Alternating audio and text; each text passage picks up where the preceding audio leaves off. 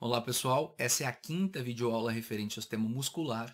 Nela nós trabalharemos com os músculos do abdômen e iniciaremos os estudos dos membros superiores. Um abraço e boa aula.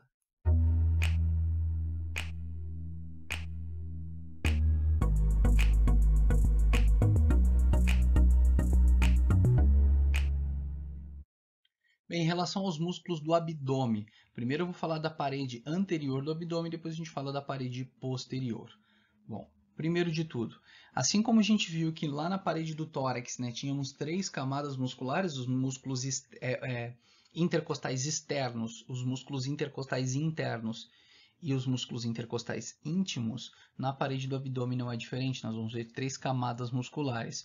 O músculo oblíquo externo, ele segue um sentido oblíquo, ó, porque ele vai se inserir aqui na face externa, né, das costelas, e ele vem até uma linha aqui que a gente chama de linha alba, né, ele ajuda a formar uma aponeurose junto com os outros músculos, e essa aponeurose ela vai estar se conectando na aponeurose do lado oposto, né, formando uma linha que a gente chama aqui de linha alba.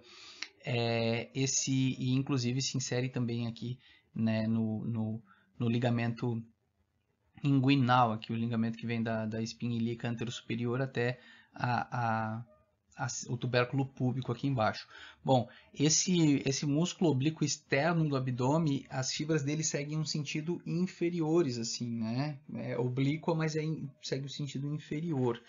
E eles são inervados pelos nervos intercostais, né? Os 6 últimos nervos intercostais e também por alguns nervos lombares, né? O ilho hipogástrico, o ilho inguinal, enfim, são vários nervos que o inervam, não é um nervinho só, eles saem lá dos segmentos, mas para entender um pouco melhor a gente precisa ver a neuroanatomia. Profundo em relação ao músculo oblíquo externo do abdômen, a gente tem o oblíquo interno do abdômen.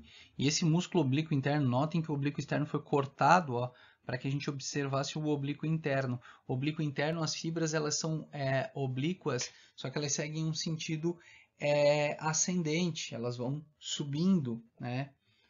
Vejam que é o contrário. Por quê? Para formar uma trama. Eu já vou explicar o porquê essa trama ela é importante. Os músculos, o oblíquo interno do abdômen, ele vai ter a mesma inervação que o oblíquo externo, ou seja, são por aqueles nervos intercostais, os 6 últimos intercostais, mas também por alguns nervos lombares, como o ilho hipogástrico, o ilho inguinal. E vejam, ó, cortei o oblíquo externo do abdômen, ó, essa camada mais externa, cortei o oblíquo interno do abdômen, surgindo um músculo que segue as fibras, elas não são mais oblíquas, elas são transversas. E aí nós chamamos esse músculo de transverso do abdômen. É a camada mais interna, é inervado pelos mesmos nervos que o oblíquo externo e o oblíquo interno do abdômen. E por que eu disse que é importante a gente saber que as fibras elas seguem um sentido contrário, né? Ou seja, eu tenho fibra assim, eu tenho fibra, né, dessa forma, fazendo uma trama, e eu tenho fibra transversal. Porque esses músculos eles são considerados músculos da prensa abdominal, juntamente com o reto do abdômen, que eu já vou falar. E eles são músculos importantes porque eles formam uma parede de contenção. É claro que a aponeurose também ajuda bastante, né? Mas uma tela de contenção para manter para resistir à nossa pressão intraabdominal, né? A nossa cavidade abdominal faz pressão. E se as fibras não fossem trançadas, seria muito fácil a gente afastar essas fibras e ter herniação. Então, as hérnias, né, na região abdominal, elas já são relativamente comuns, né? A gente tem diferentes tipos de hérnia. Hérnia umbilical, hérnia inguinal direta, hérnia inguinal indireta, tá? Existe hérnia epigástrica, enfim, é possível que ocorra herniação, ou seja, saia, né, extravase aqui pela parede do abdômen, alguma víscera, por exemplo, do abdômen, né? Por exemplo, uma alça de intestino lá, jejum ou ilho, algo do tipo. Agora, se não ocorresse essa trama, seria mais fácil, né, que se fosse as fibras todas no mesmo sentido, seria mais fácil separar essas fibras, né, e ocorrer herniação. Então, é como se fosse uma rede ali, uma trama, né, uma costura, para que isso não acontecesse. Esses músculos que eu acabei de falar, oblíquo externo, oblíquo interno e transverso do abdômen, eles são músculos posturais, eles ajudam na manutenção da nossa postura, né? Eles vão estar relacionados aos movimentos também que a gente faz na coluna vertebral, no tórax e no abdômen, e são músculos que a gente utiliza também para aumentar a pressão intraabdominal e expirar, né? Quando a gente faz uma expiração forçada, eu explico melhor isso lá no sistema respiratório, mas também são músculos que nos auxiliam na micção, ou seja, quando a gente está urinando, a gente contrai esses músculos, eles ajudam no esvaziamento da bexiga. É claro que a bexiga tem um músculo que se contrai, o músculo detrusor que faz esse esvaziamento, mas o aumento da pressão intraabdominal também ajuda nesse esvaziamento, então a gente utiliza na micção, na defecação, e as mulheres utilizam também no parto para ajudar a expulsar, né, para ajudar na retirada, né, na saída do bebê. Bom, além desses, ó, aqui está o transverso do abdômen, né, que segue um sentido transverso. Esses músculos, né, oblíquo interno, oblíquo externo e transverso do abdômen, eles formam uma bainha que envolve esse músculo aqui chamado de músculo reto do abdômen. O músculo reto do abdômen, ó, aqui eu tenho um de um lado e o outro do outro lado, ele é um músculo que se insere lá no externo, ó, e na borda inferior das cartilagens costais, e ele se insere também aqui na região púbica. O que acontece? Esse reto, perdão, do abdômen, que está dentro de uma bainha, ele também ajuda, né, na prensa abdominal. Inclusive, se vocês fizerem uma expiração forçada, bem rápida, assim, ó, soltar o ar assim com força, você sente esse músculo reto do abdômen contraindo. Uma curiosidade aqui é que esse reto do abdômen, ele possui algumas, é uma espécie de tendão que fica, ó, entre o ventre dele. A gente chama essas intersecções aqui, ó, de intersecções tendíneas.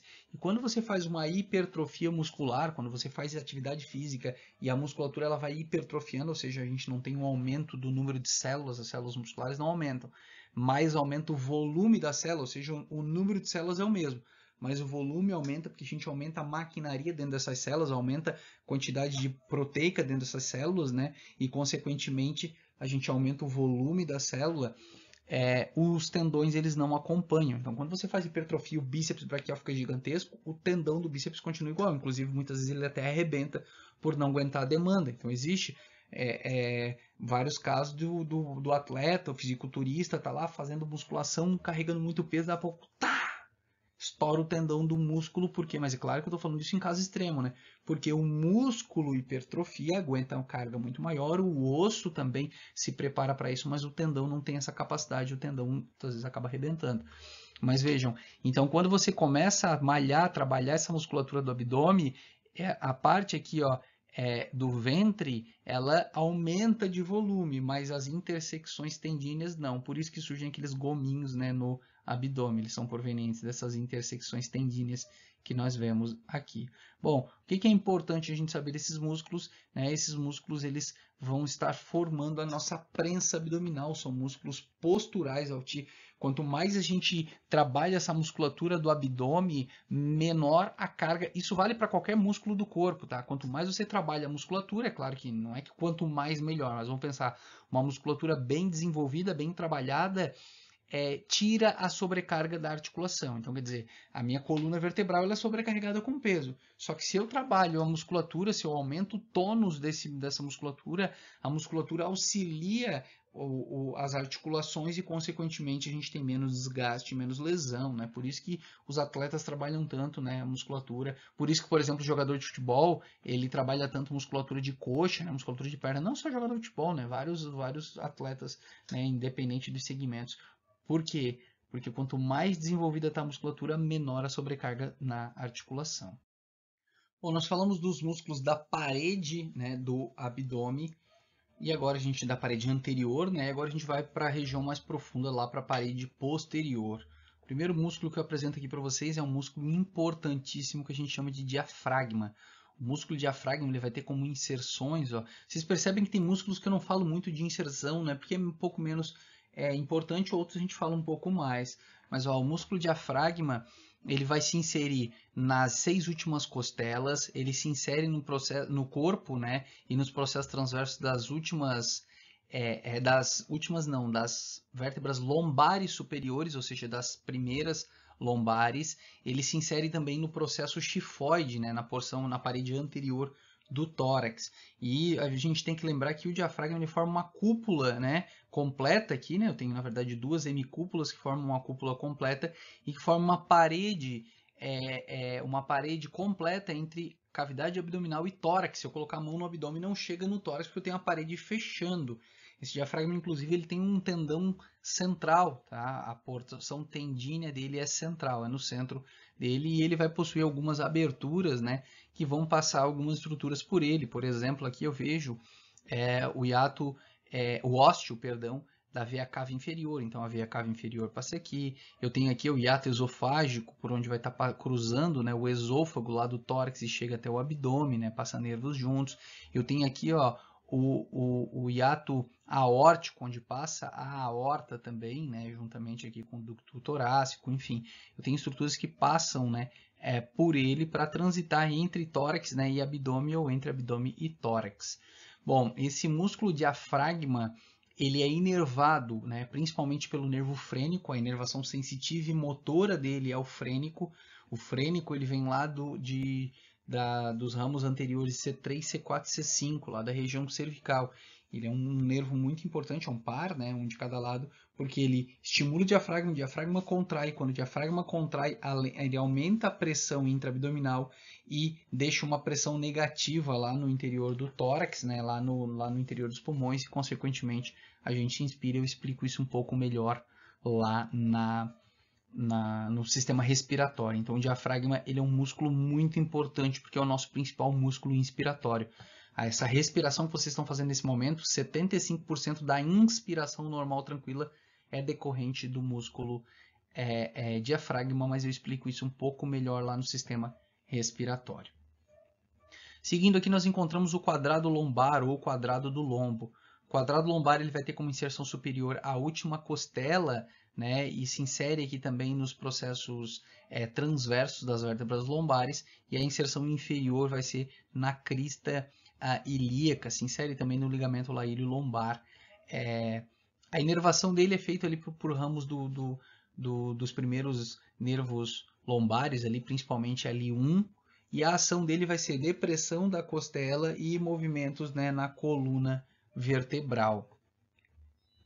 Bom, medial a ele nós encontramos o músculo psoas maior. Tá? Esse músculo psoas maior ele vai ter como inserção, ó, as últimas vértebras torácicas, o processo transverso, né, e o corpo das últimas vértebras torácicas, todas as vértebras lombares, tá? Corpo e processo transverso, e ele desce e se une com um músculo que se insere aqui na fossa ilíaca, que a gente vai chamar de músculo ilíaco. O músculo ilíaco, a inserção dele superior vai ser aqui na fossa ilíaca. Os dois músculos, ó, o psoas maior e o ilíaco, se fundem e vira um músculo que a gente chama de ilio-psoas. O músculo ilio-psoas, né? Então aqui, ó, depois da fusão deles, a gente passa a chamar de músculo ilio-psoas. Ele vai se inserir no tubérculo menor do fêmur, ou melhor, no trocânter, perdão, no trocânter menor do fêmur, não é tubérculo, é trocânter menor do fêmur. E esse músculo ele vai estar relacionado principalmente com a flexão da coxa, ó, movimento de flexão de coxa, tá? Aqui a coxa está estendida, ó, flexão da coxa. Ele ajuda também na rotação lateral da coxa, mas ele não é o principal, mas na flexão sim, ele é o mais forte flexor de coxa. E ele ajuda também na flexão da coluna vertebral, ó, tá? A gente joga a coluna, né, principalmente a parte inferior, né? Flexão da coluna, ou até a flexão da pelve também é colocado dessa forma. Esse músculo ele vai ter a seguinte inervação. O psoas maior, a parte superior dele aqui, vai ser principalmente por raiz de L1, tá? Ou por fibras, né, de L1. A região mais inferior aqui e o ilíaco por fibras de L2, L3. É mais fácil a gente falar que é o nervo femoral, porque são fibras que descem junto com o nervo femoral. Então é inervado pelo nervo femoral. E aqui a gente encontra o psoas menor, só que esse psoas menor ele é inconstante. Esse psoas menor ele vai ter como inserção superior, ó, lá o processo transverso de T12, L1, e a inserção inferior dele vai ser aqui na eminência iliopectínea, essa região que nós vemos aqui. Ó. A inervação dele são fibras ali de T12, L1, e a ação dele vai ser flexão, ajuda na flexão da coluna. Alguns colocam que é a anteroversão da pelve, só que ele é um músculo bem inconstante, ou seja, muita gente não tem pessoas menor, né? Vários já cadáveres que nós dissecamos, nós não encontramos esse músculo, às vezes a gente encontra só de um lado, às vezes dos dois lados, mas muitas vezes ele não está presente, o pessoas menor. Bem, chegamos então nos músculos dos membros superiores, né? E eu começo falando dos músculos tóraco-apendiculares. Por quê? Porque eles se inserem no tórax e nos apêndices, né? Ou seja, no membro superior. Bom, o primeiro músculo que eu apresento para vocês é o músculo peitoral maior. O músculo peitoral maior ele vai ter como inserção medial a borda anterior da metade medial da clavícula, a borda anterior aqui do externo, e as 6 primeiras cartilagens costais, e ele inclusive vai se inserir também aqui na aponeurose do oblíquo externo do abdômen. Inclusive esse músculo peitoral maior, ele tem duas porções, uma porção clavicular, né? Essa porção aqui, e uma porção external, que seria essa porção inferior, mas a gente simplifica, né? E muitas vezes nem fala dessas diferenças aqui das porções. A inserção lateral dele vai ser na crista do tubérculo maior. E a inervação desse músculo ela é dupla, ela é feita pelo nervo peitoral lateral, que vem do fascículo lateral do plexo braquial, e pelo nervo peitoral medial, que vem do fascículo medial do plexo braquial. E as ações do peitoral maior são, ele vai fazer adução de braço, né, age no húmero fazendo adução de braço, rotação medial do braço, ou seja, quando eu giro o húmero internamente, né, giro o húmero para dentro, e ele vai fazer também extensão do braço, tá? Que é esse movimento aqui, ó, ou seja, quando eu elevo, né, o húmero dessa forma. Então, ó, vou fazer aqui com o bonequinho, extensão de braço, tá? Ó, ele faz adução, ou seja, aqui está abduzido, ó. Quando eu contraio, ele faz adução do braço e ele faz a rotação medial, ou seja, ele gira o húmero, né, medialmente, que a gente chama também de rotação interna. Bom, profundo ao peitoral maior, nós encontramos o peitoral menor. O peitoral menor ele vai ter como inserção superior o processo coracoide aqui da escápula, e a inserção inferior dele vai ser na borda superior da terceira, quarta e quinta costelas. Esse músculo é inervado pelo nervo peitoral medial. O nervo peitoral medial ele é um ramo do fascículo medial do plexo braquial que inerva o peitoral menor, esse nervo peitoral medial, perfura o peitoral menor e vem ajudar a inervar também o peitoral maior. Esse músculo ele vai estar envolvido na rotação inferior da escápula. Eu disse que assim a gente faz uma rotação superior, a escápula tem que voltar. Então o músculo peitoral menor ajuda na rotação inferior da escápula e ele vai fazer também a depressão do ombro, abaixo o ombro, e ele é um dos músculos acessórios da inspiração forçada, que eu explico melhor lá no sistema respiratório. Mas quando a gente estabiliza a escápula e o contrai, a gente eleva as costelas e, consequentemente, melhora a inspiração. Mas eu explico melhor lá no sistema respiratório. E aí nós encontramos aqui o músculo subclávio. O músculo subclávio é esse músculo bem pequenininho aqui que fica embaixo da clavícula, por isso esse nome. A inserção superior dele vai ser na face inferior da clavícula, ou seja, lá naquele sulco, né, o sulco do nervo subclávio, e a inserção inferior dele vai ser na primeira costela e primeira cartilagem costal. O nervo que o inerva é o nervo para o músculo subclávio, tá? Um nervo que vem lá do tronco superior do plexo braquial, e a ação dele está mais relacionada à depressão do ombro, porque ele abaixa a clavícula. Bom, e aqui nós temos o serrátil anterior, né? Lembrando que é um músculo tóraco-apendicular também, mas eu não vou mais falar do serrátil anterior porque eu já falei dele, né, em alguns slides anteriores. Bom, ainda falando de músculos tóraco-apendiculares, apresento aqui para vocês o músculo trapézio, mas o músculo trapézio a gente já falou em um outro slide, ele não deixa, eu falei lá nos slides, nos músculos do dorso, né? Ele não deixa de estar no dorso, mas ele é um dos músculos tóraco-apendiculares. O latíssimo do dorso a gente já falou também, né? Também conhecido como grande dorsal. E aí nós observamos aqui, ó, o levantador da escápula. Esse músculo levantador da escápula, ele vai ter como inserção superior, né, o processo transverso de C1 a C4, e a inserção inferior dele vai ser no ângulo superior da escápula. A inervação dele é a mesma inervação dos romboides, que eu já vou falar na sequência, que é o nervo dorsal da escápula, um nervo que vem lá do ramo anterior de C5, lá do plexo braquial. E a principal ação dele vai ser a elevação da escápula. Ele ajuda também na rotação inferior, mas é principalmente a elevação da escápula, como o próprio nome do músculo sugere. Bom, depois nós encontramos aqui os romboides. Eles são rombos, né? Eles são largos, por isso são chamados de romboides. Eu tenho o romboide maior, esse aqui, ó, a divisão ocorre exatamente aqui, ó, e o romboide menor. Só que a gente muitas vezes fala dos dois juntos, porque a ação deles é a mesma e a inervação deles é a mesma, né? Bom, vamos lá. A inserção medial do romboide menor vai ser no processo espinhoso de C7 e T1. A do romboide maior vai ser em T2, T3, T4, T5, tudo processo espinhoso. Ó. A inserção lateral, tanto do romboide menor quanto do maior, vai ser na borda medial da escápula. E a inervação deles vai ser pelo nervo dorsal da escápula, o mesmo que inervou o levantador da escápula.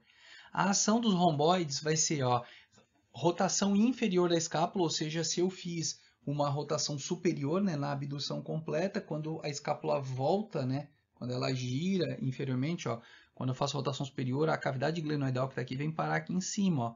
Então, quando ele desce, né, os romboides ajudam a puxar. Vocês estão vendo como tem vários músculos que executam o mesmo movimento, né? Porque os movimentos são complexos e eu falei lá desde o começo. Dificilmente a gente vai ter um músculo executando um movimento sozinho. Existe, mas não é tão comum. A maioria das vezes são grupos musculares, né?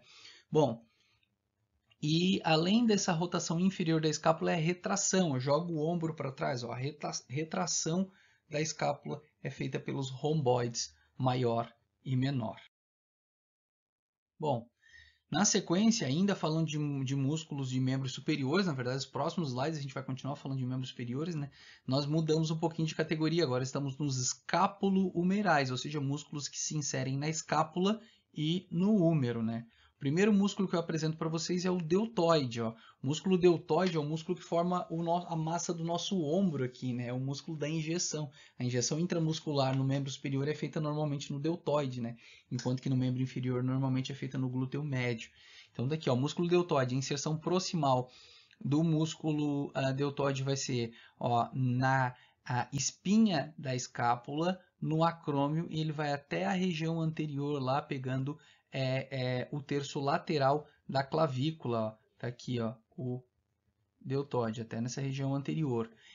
A inserção distal vai ser na tuberosidade deltoídea lá do húmero.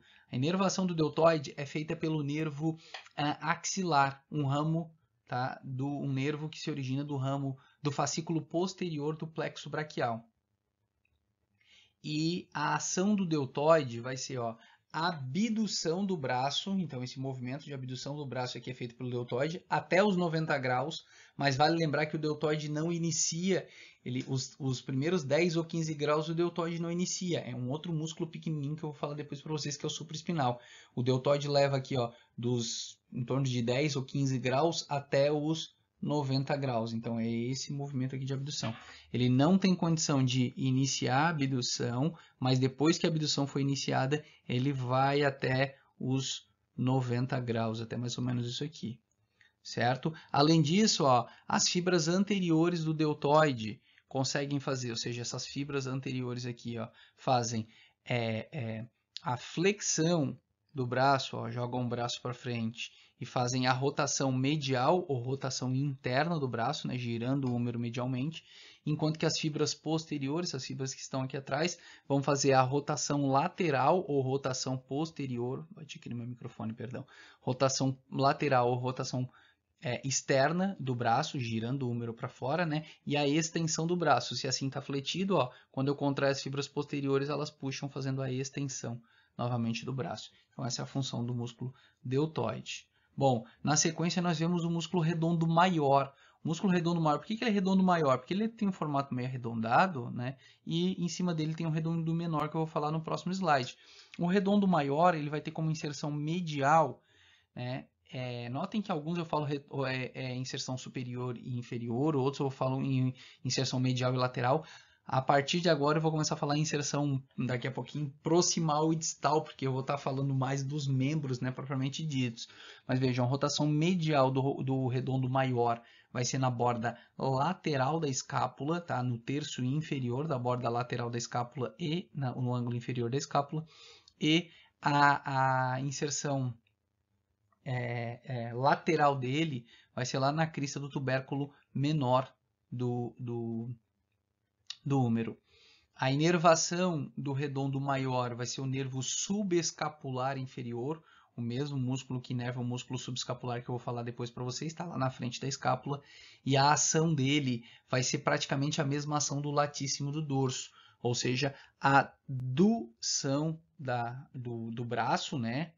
Ou seja, do húmero aqui, rotação medial ou rotação externa, aqui está girado, fiz uma rotação lateral, né? Agora vou fazer uma rotação medial ou rotação interna, tá? E, ó, extensão do braço. Aqui, ó, ele está fletido, por incrível que pareça, aqui ele está fletido, quando eu contraio eu estendo. Ele ajuda também na depressão do ombro, mas isso é detalhe. Então, adução do braço, rotação medial ou rotação interna e extensão do braço, né? Ajuda também na depressão do ombro. Tá ele aqui, ó, o redondo maior.